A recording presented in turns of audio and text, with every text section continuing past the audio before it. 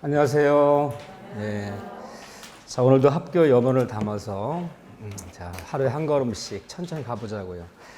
자, 민사특별법은 큰 논리가 있는 것이 아니라 암기가 많아요, 이렇게요. 그래도 어디가 나오는데 출제가 되는 데인지가 포인트가 다 정해져 있기 때문에 수업 시간 체크한 부분만 다 별표 쳐가면서 그 부분만 보세요. 저번에 주택 임대차에서 우리가 대항력 내용 기억나시나요? 네, 별표 3개 쳤죠. 그 다음에 보증금 회수.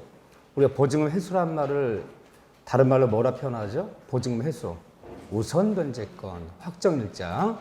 확정일자 받으면 그 주택 경매됐을 때 경락대금에서 저당권자 순위를 비교해서 내 순위에 맞춰 배당받을 수 있다. 별표 2개였어요. 거기까지 봤죠? 어디까지 봤어요? 뭐 공부 필기 되는 데까지야. 그 부분요. 그 뒤에는 하야할 테니까.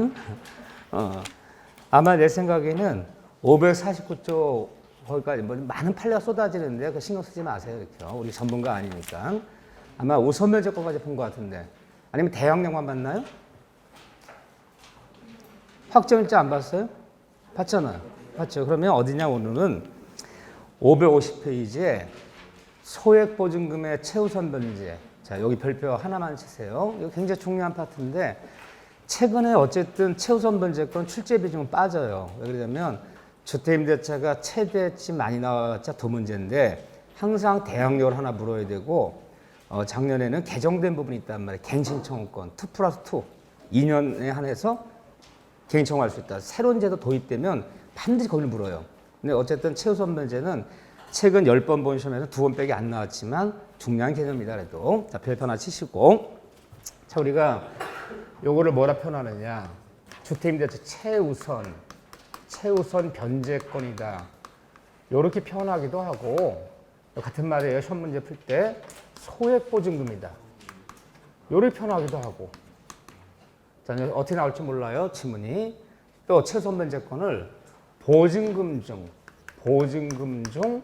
일정액이다. 이렇게 시험을 내기도 해요. 다음 중 보증금 중 일정액을 같은 말이다. 최우선 변제라는 것은 국가가 정책적으로 묻지도 따지지도 않고 무조건 순위와 관계없이 이 돈만은 무조건 순위와 관계없이 빼주겠다는 거죠. 그래서 정책적으로 무조건 시행하는 건데 이게 뭐냐? 그러면 여기 오른쪽 도표 봐보세요. 551쪽에 기존에는 이 최우선 변제금 이 범위를 암기했어야 됐어요. 근데 요즘은 외울 필요 없어요. 하도 자주 바뀌어갖고 숫자를 내지는 않더라고요. 해마다 바뀌기 때문에 그래도 슬쩍 눈을 봐주셔야 돼. 서울특별시에서는 보증금이 얼마 이하인 자? 1억 5천 이하인 자는 그 주택 경매당하면 묻지도 따지지도 않고 무조건 1억 5천 이하인 자들 얼마까지는 5천만 원까지. 수도권 정비 대입법에 따른 과밀 억제권력은 1억 3천만 원 이하일 때 4,300만 원까지. 근데 거기 이럴 것까지는 없어요. 그런데 거기 보통 그래도 모르면 서울이랑 수도권 정도까지는 기억하는 게 좋아요. 1억 5천 이하일 때 5천만 원, 1억 3천 이하일 때 4,300만 원까지는 최우선 해주겠다. 그 밑에 보면 좀 기타 이제 쭉 나오죠. 평택은 7천만 원 이하일 때 2,300까지. 그 밖에 지역은 그 밖에 읍면 지역이야. 시군 뭐 군 지역, 읍면 지역은 6천만 원 이하일 때 2천만 원까지는 무조건 빼주겠다. 경락대금에서. 이 돈이 뭐예요? 서울에서 5천만 원, 수도권에서 4,300만 원, 평택 같은 경우 2,300만 원. 이 돈이 뭐예요? 이 돈이? 이 최우선 변제금 보는 건데 이게 자살 방지 기금이에요. 자살 방지 기금이에요. 이 돈을 줄 테니까 번개탄 피우지 말라는 거예요. 이 돈을 줄 테니까 산에 올라가지 말라는 거예요. 이게 정말 문제됐어요. 그 전에 맨 처음에 이 법을 제정할 땐 최우선 변제금이 없었어요. 이게. 그러니까 이 사람들이 경매당해서 한 푼도 못 건지니까 방을 얻을 수가 없으니까 산으로 가고 번개탄 피우고 문제 테니까 이 돈을 줄 테니까 방 하나 구해보라는 거예요. 이게 방 하나 값이에요. 그 지역의 방 하나 값이야. 원룸 하나 값이에요. 그럼 이거 이상 되는 사람은 왜 안 주느냐? 이 사람 서울 사는 사람인데 강남 타워팰리스의 전세 보증금 20억이야. 경매당했대. 20억 되는 사람들 5천만 원 안 줘도 5천만 원 구할 여력이 있다 보는 거예요. 근데 총 재산이 1억 5천, 1억 3천도 안 되는 사람은 이 돈 못 구한다 보는 거야. 이 방 하나 값이에요. 무조건 주겠다. 자, 그런데 최우선 변제금도 받으려면 무조건 되는 것이 아니라 이 주택이 경매, 신청, 등기 전까지 이렇게 표현하기도 하고 어떤 주택이 경매 등기, 쉽게 경매 등기 나기 전까지 이렇게 표현하기도 하고 또 이 주택이 압류되기 전까지 같은 말이에요. 이 경매 등기 잡히는 게 압류됐다는 거예요. 전까지 세입자가 임차인이 이 돈 받으려면 5천만 원, 4,300만 원 받으려면 무엇은 갖춰야 돼요? 이 경매 등기 나기 전까지 대항력은 구비할 거. 쉽게 얘기하면 경매 등기 잡히기 전까지 세입자가 뭐에 들어와야 된다? 전입신고에 들어와야 돼요. 경매 등기 난 이후에 전입해 들어와 봤자 최우선 면제 받을 수 없다는 거죠. 대항력 구비해야 되는데 다만 최우선 면제 받을 때 이 세입자가 확정일자 받았느냐, 확정일자 유무는 논할 필요 있다, 논할 필요 없다. 논할 필요 없어요. 그러면 그 주택 경매 등기 나기 전까지 인도 플러스 점신고하면 확정일자 받지 않아도 최우선 면제는 해준다는 거죠. 근데 시험 문제니까, 시험이니까 이 치사한 인간들이 이 최우선 면제 5년 전에만 나왔어요. 5년 전에 어떻게 속였느냐. 주의할 점은 주의. 이렇게 속였어요. 최우선 면제 받으려면 그 주택이 경매 신청 전까지는 인도 플러스 절신고여야. 경매 신청 전까지는 대항력을 구비해야. 맞는 지문, 틀린 지문. 틀리는 거예요, 대표적으로. 무슨 말이 들어가야 돼요? 등기 또는 이 말 쓰시면요. 압류되기 전까지. 경매 신청한 날이랑 경매 신청 등기 나는 날은 날짜 같다, 다르다. 달아도 많이 달라요. 우리가 주택 같은 거 은행이 담보대출해주고 저당 잡았어요. 돈을 갚지 않아서 3월 15일 날 경매를 집어넣었어, 법원에. 법원에 심사한단 말이에요. 심사해서 경매 개시결정 명령이 떨어졌어. 명령이 떨어지면 그 관할 법원에서 주택 소재지 관할 등기소 촉탁이 날라가요. 그래서 은행이 경매를 신청한 날은 3월 15일인데 막상 그 주택에 경매 등이 난 날은 3월 29일이야. 언제 전입해 들어오라는 거예요? 3월 29일 전까지 전입해 들어오라는 거지 경매 신청하는 3월 15일까지 들어오라는 얘기가 아니잖아요. 이거 조심하셔야 돼. 무슨 단어가 꼭 들어야 된다? 등기.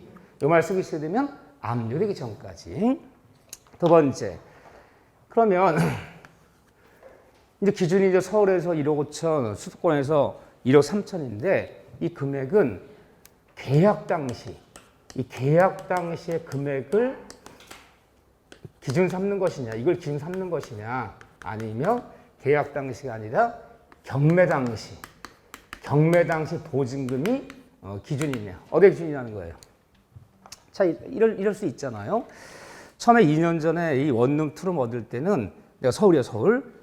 1억 5천을 얻었어. 1억 5천을 얻었어요. 2년 계약서 썼는데 2년 되면서 갱신하면서 500만 원을 올려줬어.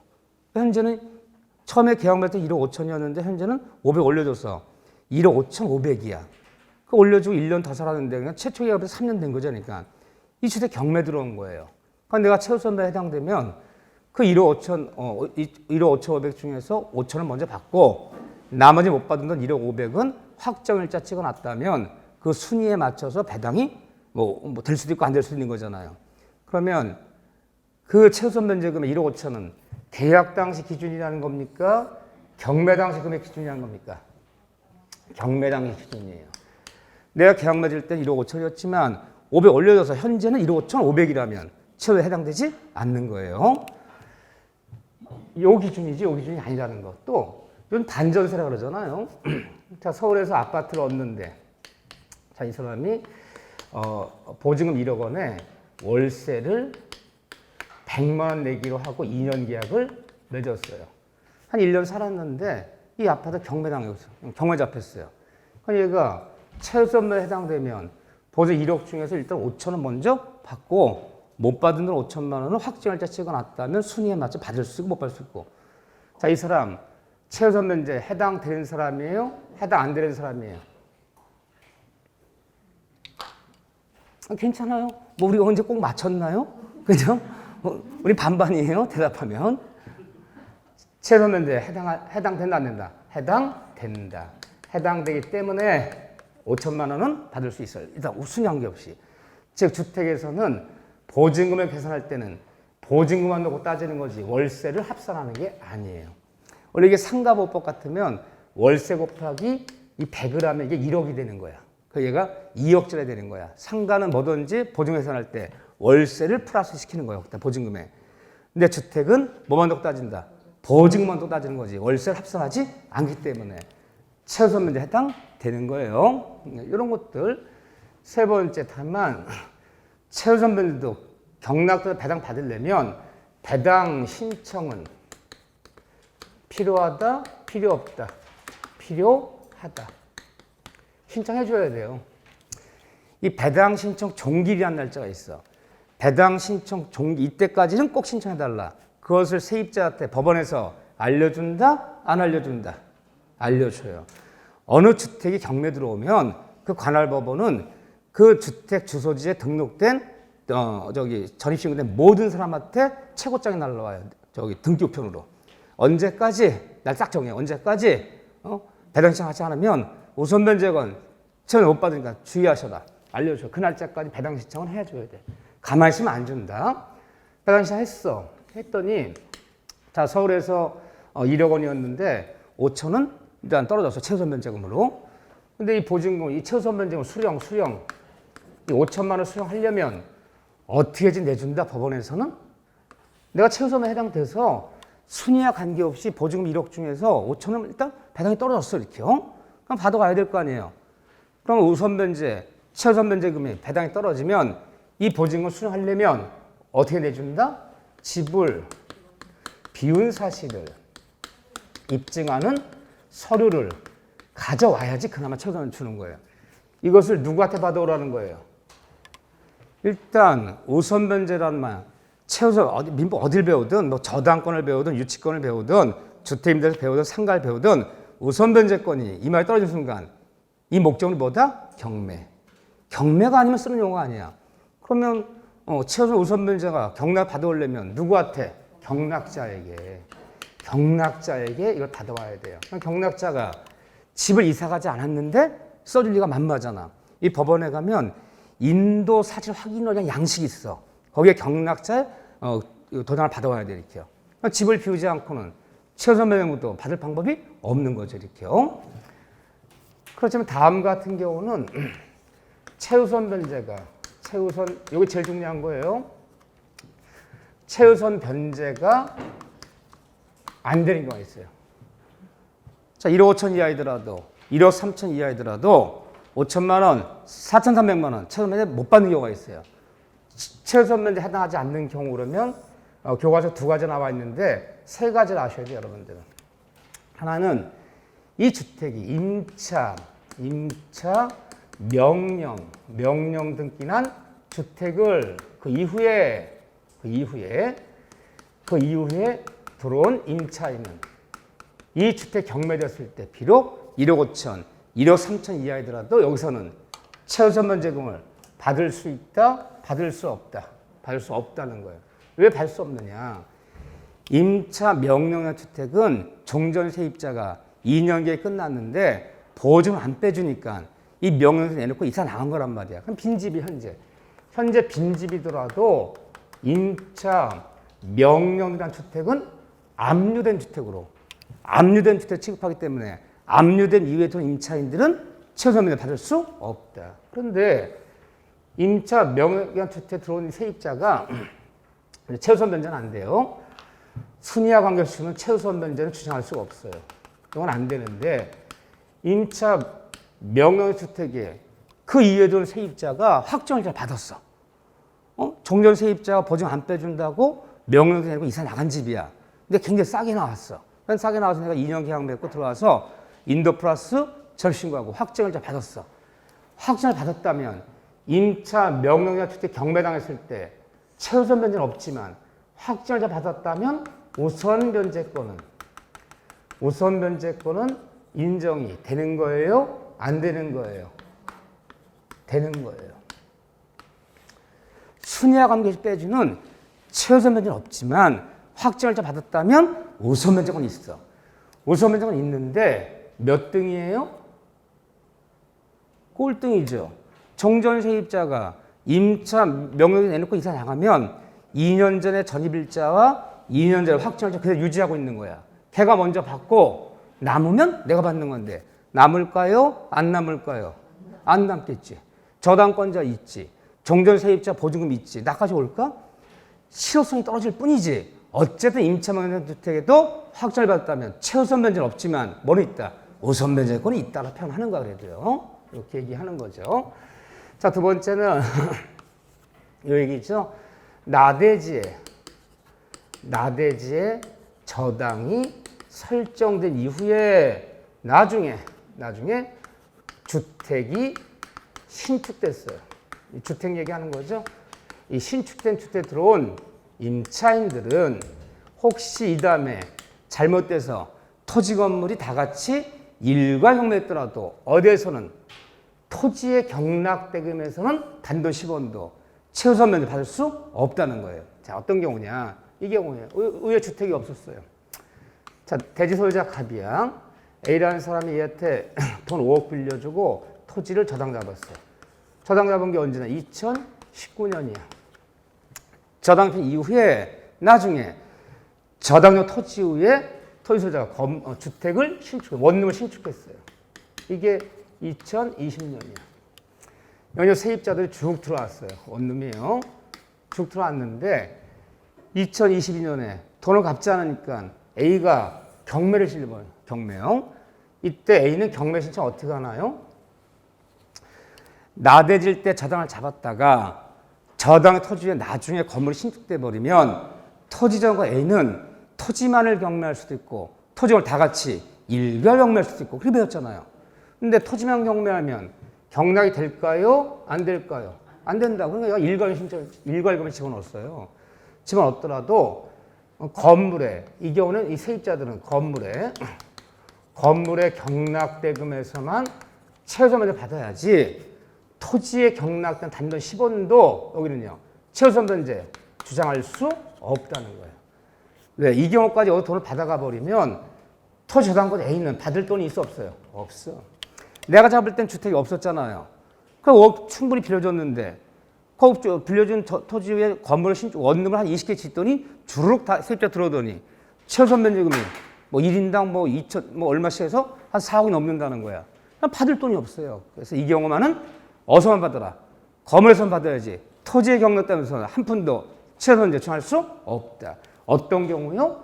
나대질 때 저당을 잡혔다가 저당 토지에 나중에 주택 신축됐을 때는 그 신축의 주택에 들어오는 사람들은 토지의 경락된 단돈 10원도 최우선 면제 받을 수 없다. 유명한 문장이죠. 자, 10번은 이 주택 전대가 됐다 보세요. 이 주택인데 주거용 건물인데 집주인이 갑이야. 얘가 얘한테 이 주택을 2년 계약 맺고 보증금 예를 들면 서울이야 서울 2억이 얻었어요. 한 6개월 쓰더니 사정상 여기를 살 수가 없고 딴 데로 이사 가야 되는데 보증 안 빼주니까 계약기간 아직 1년 6개월 남았어. 그 사이에 전세가 많이 떨어졌거든. 그건 할 수 없이 얘가 그러면 이렇게 합시다. 동의해 주세요. 내가 1억 5천에 전대 나서 전차금 1억 5천 받고 있다가 2년이 끝나는데 당신한테 2억 받아서 1억 5천 주고 떠나겠습니다. 동의해 주세요. 임대인의 동의가 있다면 임차물도 양도 전대할 수 있어 없어요? 있어. 동의 받았어. 동의해 주겠다. 그럼 그렇게 해 주겠다. 현재 그래서 병이라는 이 전차에 들어와서 얘는 1억 5천이야. 얘랑 계약 맺고 쓰고 있어. 물론 얘가 이제 인도 플러스 전신고 플러스 확정을 이제 다 받아놨죠. 이 주택이 경매 나가는 거야. 이 집주인이 망했나봐. 그랬을 때 전차인들은 얘 동의받은 전차인들은 이 주택에서 당연히 1억 5천이야. 서울이에요. 최우선 면제 받을 수 있을까요? 없을까요? 전차인들. 얘 1억 5천이야. 중간에 임차인은 2억이야. 얘가 다 전대 준 거야. 얘 동의받았어요. 얘 확정을 다 받아놨어. 자, 최우선 면제 받는다면 1억 5천 중 5천을 먼저 빼주고 나머지는 이제 확정일 날짜 가지고 배당받는 거잖아요. 이 전 차이는 최우선 변제 해당이 되는 거예요? 안 되는 거예요? 오늘도 신났어. 나 혼자 떠들고 나 혼자 대답하거든. 응? 대답 안 해도 돼요. 나 그냥 습관 돼서 그러는 거야. 나 혼자 묻고 나 혼자 대답할 테니까. 응? 이 사람은 최우선에 해당되지 않아요. 누 기준이냐? 나에게 전대준 임차인 기준이지 내 기준이 아니라는 거야. 나 임차인은 서울에서 얼마였어요? 2억이었잖아. 그러니까 내가 기준이 아니라 응? 임차인 기준이기 때문에 비록 전차인은 1억 5천 이하이더라도 전대인이 임차인이 1억 5천 초과했다면 최우선에 해당하지 않는다. 누구 기준? 전대인 또는 다른 말로 임차인 기준, 이제 전차인 자기 기준이 아니라는 거. 세 가지. 그렇지만 또 하나만 더 보면 돼요. 한 번만 해놓으면 돼요. 왜 이렇게 천천히 하냐면 다시 안 하려고. 한번 하고 이제 요약적 할 때만 한번 슬쩍 보려고요. 바로 문제. 한 번째는요. 최우선 변도 무한정 주는 것이 아니라 총 경락대금에 이 총 경락대금에는 주택만 들어가는 것이 아니라 주택이 깔고 앉은 대지도 포함이 되는 거예요? 포함이 안 되는 거예요? 포함이 되는 거예요. 자, 시험 문제가 주택임대차보법은 주택이 깔고 앉은 토지, 대지에도 미친다? 미치지 않는다? 미친다 그러는 거예요. 대지까지 미치는 거야. 내 확정일자 받아놨다면 대지에 경락되면서도 배당받을 수 있고 대지에 경락되면서 최선받을 수 있는 거야. 그래서 주택임대법은 대지까지 미치기 때문에 총 경락대금은 주택뿐 아니라 대지 포함해서 총 경락대금의 2분의 1로 제한한다. 무한정 다 주는 것은 아니다. 이거 심각할 수도 있어요. 세입자 한 명이 아니라 여기 원룸이야. 대학교 앞에요. 방이 한 20개 돼. 뭐 서울인데 얘들이 뭐 예를 들면 보증금 2천만 원에 방 20개인데 월세 30만씩 내고 빌려 쓰고 있어, 원룸들을. 근데 집주인이 망해서 경매당한대요. 근데 이제 경매당하게 되면 이제 경매당한대요. 그러면 대지가 포함해서 여기 이제 얘들이 20명이라고 칩시다. 20명이면 일단은 5천만 원 이하니까 다 되는 거죠. 그 20명이면 4억에 4억. 최소 변제금이. 그러니까 최소한 이 경락되면 얼마 나와야 돼요? 8억 이상 나와야 돼. 그러면 다 받을 수 있어. 근데 이게 몇 번 유찰되더니 토지 건물 다 포함해서 6억밖에 안 나왔어요. 한 3번 유찰되더니 얼마나 제한하자? 2분의 1을 제한한단 말이야. 그러면 얼마에서만 받아야 돼? 3억에서만 최소한을 받아가야 돼. 3억에서만. 그럼 얘들 얼마씩 받아요? 20명이면. 원래 2천씩 다 받을 수 있는 것을 1,510배 못 받는단 말이에요. 그래서 여러 명일 때는 총 경락금의 2분을 제한하기 때문에 3억 범위에서만 분배해야 돼. 그럼 쟤들 원래는 2천 다 받아야 되는데 1,510배 못 받는 거죠. 그래서 무한정 다 주는 건 아니다. 총 경락금이 얼마로 제한한다? 2분의 1로 제한한다. 됐어요. 저기 판례 읽을 것도 없어요. 보시면 되고. 자, 넘기시면 이번에 어디냐? 교재 553쪽에 4번에 임차권 등기 명령제도 553쪽이에요. 4번. 별표 2개 치세요. 오히려 임차 등기 명령제도는 크게 어려울 것도 없는데 시험에 훨씬 자주 나왔어요. 기출지문에. 임차 등기 명령제도. 자, 별표 2개짜리인데 뭐 크게 볼 것도 없어요. 교과서만 밑줄고 끝낼 거예요.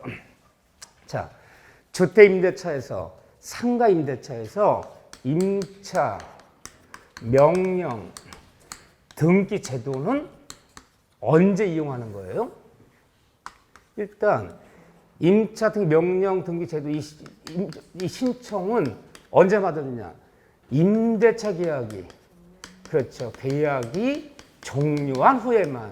미리는 안 받아요. 종료 후에. 계약 끝났는데 집주인이 보증을 빼준다? 못 빼준다? 못 빼주고 있어. 근데 무한정 기다릴 수가 없어 지금. 계약 끝나 6개월이 지났어요. 이사 나갈 일이 생겼어. 또는 애들 치약통지서 문제 때문에 전입신고를 빼야 돼. 딴 주소지로. 근데 그냥 보증금도 안 받고 이사 나가버리거나 보증금도 안 받고 퇴거해버리면 대항 요건이 깨져버리기 때문에 이 법에 아무도 보호할 수가 없잖아요. 어디 가든 못한 세입자는. 그때 어떻게 하라? 어디 가서 신청해라 이걸요. 법원은 알아. 그럼 동선으로 신청하나? 근데 사실은 또 이게 재작년에 나왔어. 상가법법에서 임차 명령등기는 어디다 신청하는가 했더니 상가 소재지 관할 법원이지 상가 임대인 주소지가 아니죠. 치사하게 딱 그걸 다 속였어. 근데 어쨌든 신청은 주택 소재지 관할법원에다가 신청하라는 거죠. 근데 이걸 어떻게 속였느냐? 내가 왜 이런 얘기 왜 하냐면요. 어디를 속이는지를 자꾸 이걸 체크를 하면 그게 보여. 근데 어디를 속인지 모르면요. 안 보여, 시험장에서는. 여기를 속여요. 별것도 아닌데. 임차 명등기는 세입자, 임차인들은 임대인, 주소지 관할법원에. 맞아요, 틀려요? 틀려. 여기다 신청하는 게 아니지. 평택에 있는 집은 평택에 신청해야지. 평택 집주인 서울에 산다고 서울 가서 신청하는 게 아니잖아요. 그래서 이제 신청하는데, 그래서 법원이 좋다. 너 등기가 좋아. 명령이 떨어지면 이거 갖고 가서 등기소 가서 명령이 냈어요. 명령이 내면 이사 나가더라도 집을 비우더라도 또는 퇴거하더라도 2년 전에 전입신고한 대항력과 2년 전에 확정을 그대로 유지시켜 주는 제도죠. 이게 임차등기 명령제도예요. 그런데 한 페이지 넘겨보세요. 그러면 거기서 보면요. 3번 지금 봐보세요. 동네 3번 봐보세요. 그래서 임차권 등기 명령 집행에 의해서 임차권 등기 경매주택을 그 이후에 들어온 임차인들은 경매 시 최우선 면제 받을 수 있다 없다? 없다. 하지만 그 이후에 들어온 임차인들도 명령이나 주택된 임차인들도 확정을 받았다면 우선 면제권이 있다 없다? 있다.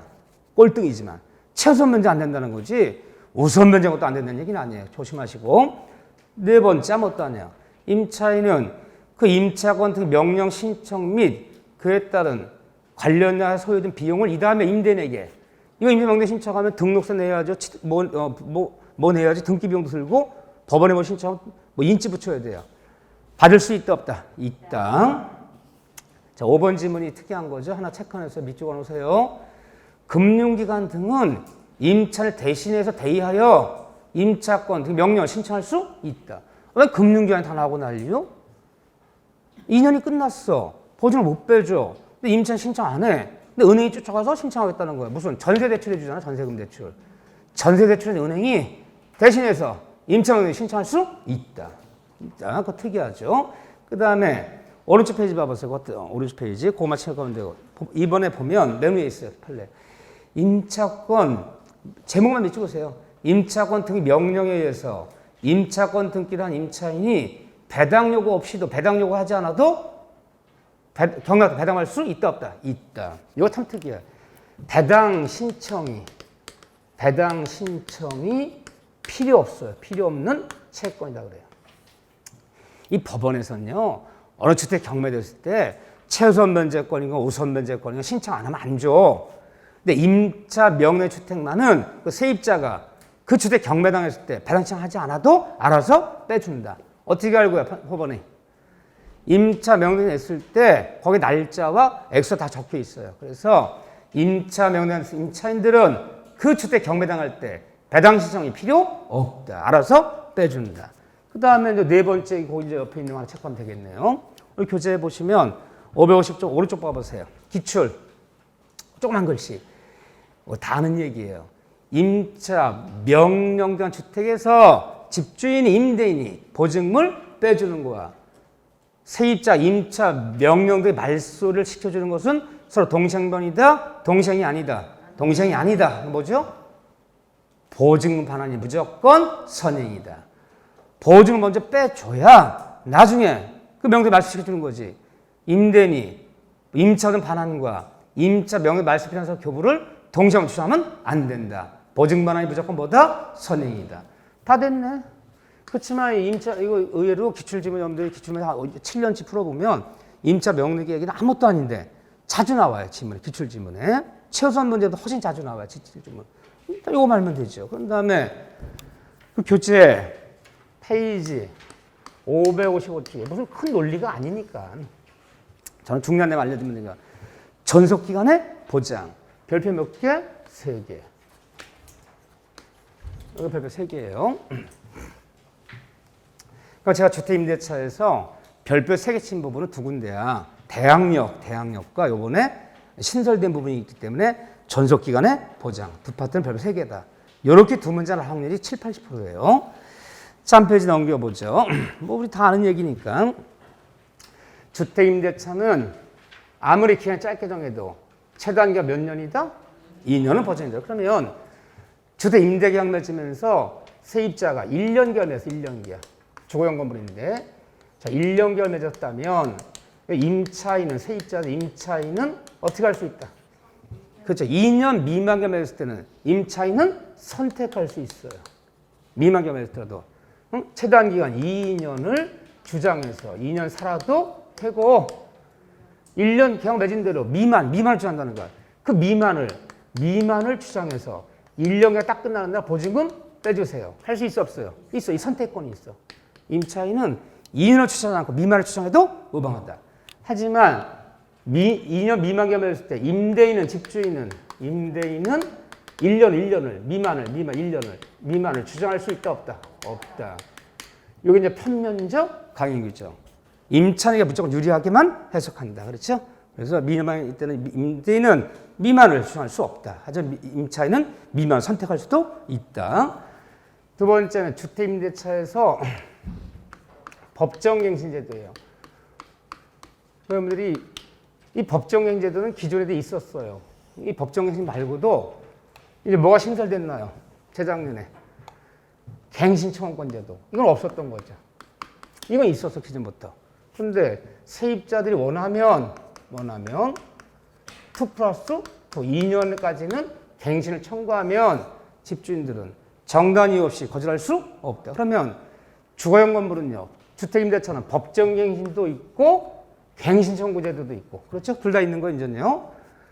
근데 요거랑 이거 굉장히 흡사하고 겹치는 거예요. 지금 겹치는데 그래도 법정갱신이 의미가 있는 거예요. 굉장히 흡사한 개념이야. 자, 주택임대차 법정갱신은 우리 법적으로 되어 있냐? 주거용 건물은 계약 기간이 끝나기 전에 주택이에요. 집주인은 임대인은 계약 기간이 끝나기 전 6개월 전부터 계약기간 만료 전 언제까지? 1개월이 아니라 언제까지? 2개월 전까지. 여기 이제 바뀐 거죠. 기존에 1개월이었는데 너무 이사갈 기간이 짧아. 2개월 전까지 통제하라. 이 사이에 뭔가를 통제를 하는데 이때 통제하지 않으면 그러니까 만약에 계약의 만료일이 2022년 9월 30일이야. 이게 계약의 만료일이라면 그럼 언제부터 통제하라는 거야? 3월 30일부터 7월 30일까지 통제하라는 거야. 통제가 몇 개월이에요? 4개월이지. 6개월 전부터 2개월 전까지 4개월이지. 만약에 근데 얘가 3월 25일에 통제했어. 저기요. 요번에 그 9월 30일 날 계약 끝나면 제가 직접 입주에 들어올 겁니다. 제가 직접 들어오니까 이사 나가세요. 딴 집 알아보세요. 3월 25일 날 집주인이 통제한 거는 소용 있는 거예요? 소용 없는 거예요?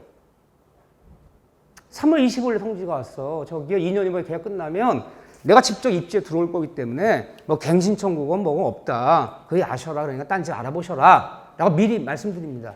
라고 3월 25일 통지했어. 소용 있는 거예요? 소용 없는 거예요? 소용 없는 거예요. 법은 정확한 거예요. 언제부터 통지하라? 6개월 전부터 2개월 전까지. 이거 6개월 전이 아니잖아. 여기에 들어오지 않잖아. 다시 또 통지해야 되는 거야, 이때. 날짜 정확한 것만 이게 이때 통제가 된다라면 이걸 쓸 필요 없어. 그냥 2개월 전까지 이러면 되는 거야. 근데 법이 6월 전부터 2개월 전 그러면 반드시 3월 30일부터 7월 30일까지 통지한 것만 되는 거지. 그 전에 통지한 것도 안 돼. 또 7월 30일 지나 통지한 것도 안 되는 거지. 그 전에 한 것도 안 되고 여기도 안 돼. 어때? 오로지 여기 때 한 것만 되는 거야. 그러니까 이걸 날짜 여기 이걸 박아놓은 거예요. 만약에 이때 된다면 이걸 2개월 전까지 이렇게 표현하는 거예요. 딱 법이 숫자를 정하면 그 안에 들어와야 돼. 이때 통지한 것만 유효한 거야. 통지하지 않으면 말없이 재계약 들어간다. 묵시로 갱신 들어간다. 어떻게 들어가죠? 전 임대차와 어떤 조건으로? 동일한 조건으로. 단 계약 기간. 조건은 동일하지만 단 계약 기간은 어떻게 한다? 계약 기간은? 근데 그럴 것 같아서 그래요. 기간은 2년으로 한다. 이게 틀려요. 아, 잘했어요. 공부 많이 하셨어. 건물 전세권에서 토지 전세는 법정갱신이 없어. 건물 전세권에서 임대차는 토지 건물 임대차 모두 법정갱신이 있어. 근데 건물 전세권, 토지 임대차에서는 단 기간은 정하명으로 본다. 맞아요. 근데 주택은요. 법정대랑 기간은 2년으로 한다. 정하명 되면 틀려요.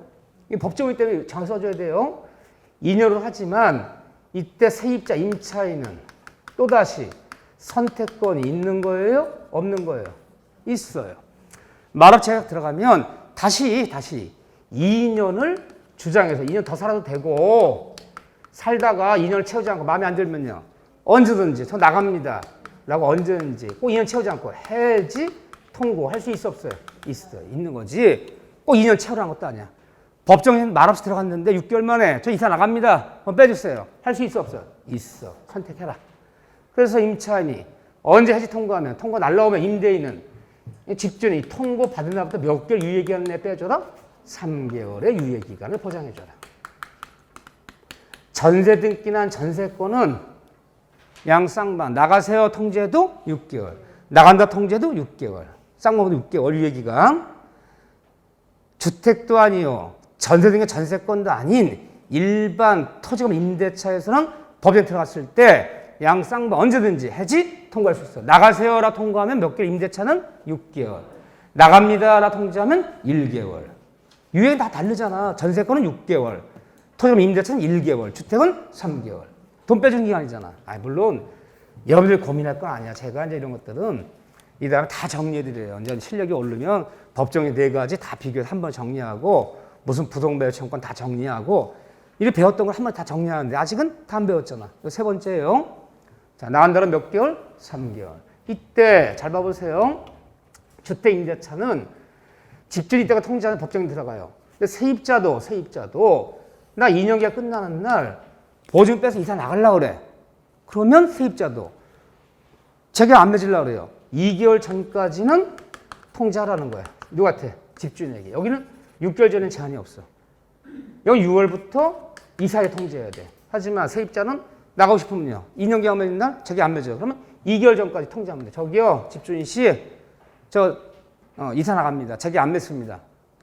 통지하지 않으면 임차인도 임대인에게 2개월 전 통지하지 않으면 어떻게 되는 거야 이날? 법정? 병행 들어가. 법정에 들어가면 아무리 빨리 나가도 몇 개월 걸리는 거야? 3개월 걸리는 거지. 나는 집주인만 통지만 있는 줄 알았지 세입자 통지 안 했다고 법정에 들어가면 몰랐네? 그럼 법정에 들어가면 그 다음날 해지 통과합니다. 그러면 그래서 3개월 걸리지. 그러니까 아무리 빨라도 임대인 만료한 날부터 3개월까지는 임대인이 보증 안 빼줄 권리가 있는 거지. 그러니까 세입자도 이사 나가려면 똑바로 나가려면 통지해야 돼. 그러면 주택임대차에서는 누구한테 통지 의무가 있어요? 쌍방한테 통지 의무가 있는 거야. 집주인도 계약이 2년 끝나고 6월부터 2개월 전까지 세입자 제날짜 이사 나가려면 2개월 전까지는 통지. 쌍방 모두 통지 의무가 있는 거야. 왜 강조하냐면요. 이 다음에 보면 전세 등기난 건물 전세권 일반 토지건물 임대차 좀 이따 볼 상가 임대차는 상가 임대인 토지 임대인, 건물 임대인, 전세 설정된 통지무가 있지. 상가 임차인이, 토지 건물 임차인이 전세권자 통지 안 한다 법정에 들어가는 거 아니에요. 주택만 쌍방 통지만 있는 거야. 주택만. 임차인도 2개월 전에 통지하지 않으면 법정에 들어간다. 쌍방 모두에게 통지무가 있다는 거. 그거만 알면 되는 거죠. 다만 이 법정이 안 되는 사람이 있죠. 보세요. 이 교재 557쪽에 있어요. 557쪽에 2번의 법정갱신. 거기 보면 안 되는 사람이 누구냐? 그러면 3번에 보면 집주인이 2개월 전에 통지하지 않아도 이익이 차임에 달하도록 참 연체 중인 세입자. 반전세 있단 말이야. 반전세. 또는 기타 임차 의무를 현재 위반하는 사람은 비록 집주인이 6월부터 2개월 전 통지하지 않아도 법정에 추정할 수 없다. 이익이 차임 연체 중 의무 현재 위반하는 사람은 법정이 안 된다. 그런 다음에 이번에는 이건 정확히 보셔야 돼. 쌍방 모두 통지만 있다는 거. 갱청구 제도가 있죠. 세입자 원하면 1회 한해서 2년까지 갱신을 청구하면 집주인은 정단 이유 없이는 거절할 수 없다. 그러면 세 임차인도 더 살고 싶어요. 그럼 가만히 있다 2년 들어가는 건 아니고 계약기간 만료 전 6개월 전부터 세입자가 계약 만료 전 언제까지? 2개월 전까지 이 사이에 갱신을 청구해야 돼. 이때 청구하지 않으면 갱신은 없는 거예요. 거의 똑같아. 법정갱신 똑같아요. 세입자 2년 더 살고 싶으면 어떻게 하라고요? 임대계약 만료 전 6월부터 2개월 전까지 갱신을 청구하면 집주인은 정단이 없이 거절할 수는 없다. 그러면 아니 말없이 재계약 들어가도 2년. 갱신 청구해도 2년. 그거 똑같은 거 아니에요 이거? 그건 중복되는 제도잖아요. 그래도 이게 있어야 돼요. 만약에 갱신 청구 제도가 도입됐다고 해서 법정갱신 제도를 없애버리면, 거의 흡사하다가 없애버리면, 자, 내가 2년 살았어. 2년 갱신 청구했어. 갱신 청구했어요. 딱 4년 살았어. 더 이상 살 수가 없는 거지, 이제는요. 근데 4년 살았는데, 갱신 청구 4년 살았는데 계약 만료전 2개월 전까지 집주인이 아무런 말이 없으면 또다시 법정갱신. 또다시 2개월 전 기간이 통지하면 또다시 법정갱신. 4년이 지난 다음에 2년씩 계속 연장해 갈 수가 있잖아요. 근데 이 제도가 도입됐다고 법정에서 없애버리면 정말 4년 살고 나면 더 살 방법은 없는 거잖아. 그래서 그 이유가 또 이 제도가 또 있기 때문에 계속 2년씩 또 연장하는 효과가 있기 때문에 이 제도를 둘 수밖에 없는 거예요. 다시 존치할 수밖에. 요때 청구해야 된다. 거절할 수 없는데 다음과 같은 경우는 갱신 청구 거절 사유가 있죠. 거절 사유가 9가지가 나와 있죠. 자, 9가지 나와 있는데 집주인들은 다음 같은 경우는 갱신을 거절할 수 있다. 자, 여기 보면 여기 상가보호법 갱신 거절이랑 똑같아요. 보면 기억에 체크하세요. 쓰라는 건 아니니까. 임차인이 557쪽에 보세요. 동그라미 임차인이 3기예요? 2기예요? 2기. 상가는 몇 기? 3기. 주택은 몇 기? 2기. 차임이 연체한 사람은 임대인이 갱신 거절할 수 있다. 2기 차임 연체. 니은번에 임차인이 거짓 그 밖에 부정한 번 밑줄 것도 없어. 디귿에 서로 합의하에 밑줄 합의하에 상담 보상해 줬을 때. 그래서 우리가 부총리가 그전에 홍남기 부총리가 얼마 세입자 줬느니 뭐니 난리가 났잖아 이렇게요. 상단 보상해 주면 갱신 거절할 수 있다. 니을번, 미음번, 비읍번 이런 것부터 뭐예요? 미음 이런 것들. 니은, 니을, 미음 같은 거 보면 모자랬다고. 상식이지 이게 지금 거짓 그 밖에 부정한 방법, 무단전대, 중과실로 파손한데 모자랬다 갱신해줘 지금. 넣을 것 같지도 없어. 다만 시효번이요. 시효번 체크하셔야 돼요. 시효. 집주인이 그 주택을 뭐 하기 위해서?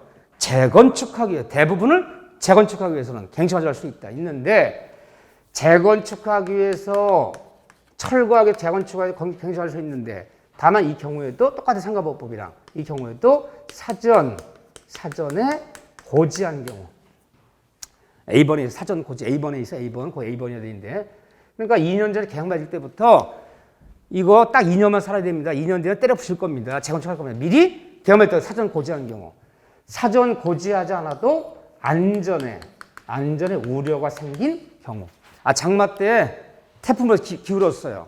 세 번째는 다른 법령에 따라 재건축이 이루어질 때 내 개인이 하는 게 아니라 무슨 도정법 이런 거에 따라서 용산 일대가 다 재건축한데 이 세 가지 중에 하나 갖춰야 돼. 이때는 뭐 할 수 있다? 갱신을 거절했어. 어떻게요? 사전 고지, 안전 우려, 다른 법령에 따라 재건축할 때 셋 중 하나 갖춰야 돼. 이때는 갱신할 수 있다. 넘기시면 여기까지도 아니야. 그렇지만 시효번 얘기는 좀 이게 독특한 거죠. 상가보호법이 없는 갱신 거절 사유죠. 이응번 얘기가. 임대인이 집주인이 직접 거주하거나 직계 존버로 직접 거주할 때 들어올 때는 갱신 거절할 수 있다. 그렇죠? 직접 거주할 때. 그런데 3번 체크하세요. 동그라미 3번 거기 있어요. 3번 체크 동그라미 별표. 그래서 임차인이 저 갱신 청구합니다. 2개월 전까지 갱신가 들어왔어. 2년 더 살겠습니다. 갱신가 들어와서 갱신 청구하면 2년 더 살 수 있는데 살다가 2년을 다 채우지 않고 분명히 얘가 갱신 청구했어. 2년을 더 살겠습니다. 6개월 만에 이사 나갔는데 나 보증 빼주세요. 할 수 있다? 할 수 없다? 할 수 있다. 갱신 청구해서 2년을 살아도 되고 2년 전에 언제든지 해치 통과도 되는 거지. 꼭 2년 채우라는 얘기도 아니야. 똑같이 해석하는 거야. 법정갱신이랑. 3번이 있네요. 3번 동그라미. 임대인은 임차인의 갱신 요건에 2년 기간을 추가적으로 보장을 하는데 갱신의 임대차에 대해서 임대인은 해지 통과할 수 없지만 임차인은 중간에 언제든지 해지 통과할 수 있다. 통과하면 몇 개월 내 빼줘라. 역시 3개월 빼줘라. 4번 얘기죠. 그래서 2년 살았는데 2년 갱신 청구했어. 4년 가는 거야. 이때 보증금은 월세는 올릴 수 있다 없다? 있다. 얼마까지? 5%. 못 올린다는 얘기냐. 5%까지는 올릴 수 있다. 거기 얘기가 4번 얘기죠. 5번 잘 봐보세요. 손해배상 5번.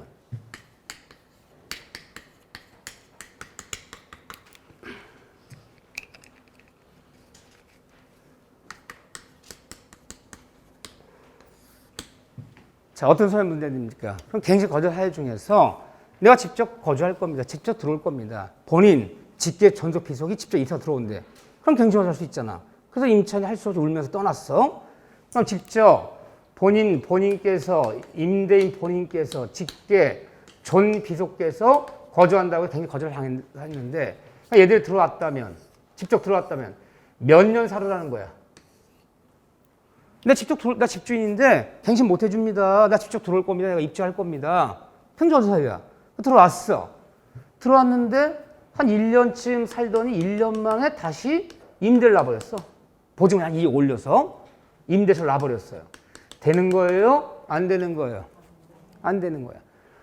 본인이 직접 거주하거나 직계 전벽에 거주할 때는 갱신할 수 있어. 들어왔다면 2년을 채워야 돼. 2년 되기 전까지는 임대 놓으면 안 돼. 근데 1년 슬그머니 살더니 임대를 놓은 거야. 한 2억 올려서 놓은 거야. 이 사실을 알았다면 정자임차 쫓아가서 네가 직접 들어와도 2년 내 임대 놓으면 안 되는데 2년 내 임대 놓은 거야. 이제 알았다면 손해배상 청구할 수 있다 없다? 있다. 있는데 5번에 봐보세요. 니은번 봐보세요. 니은번. 이때 손해배상액은 거절 당시 당사자 간의 손해배상액의 예정에 관한 합의가 있었다면 합의에 따르고 합의가 없었다면 다음 금액 중 큰 금액을 다음 중 큰 금액을 작은 금액이 아니라 큰 금액을 여기서 큰 거를 왜 강조하냐면요. 이따번 상가보법에서 상가 임대인들이 정단이 없이 권리금 수수기를 방해하면 상가 임차인들 둘 중에 작은 금액을 상가보법은 둘 중에 액수가 적은 금액을 손해배상이야. 근데 주택은요 둘 중에 큰 금액을. 그래서 이제 어떤 금액이냐 그래서 나는 이거 계산한 건 필요 없고요. 하여튼 큰 금액이다 둘 중에. 근데 가만히 오른쪽 사례에 대해서 뭘 계산해 놨어요. 이 중에 가장 큰 금액을 주래요. 금액이 몇 푼 안 돼요.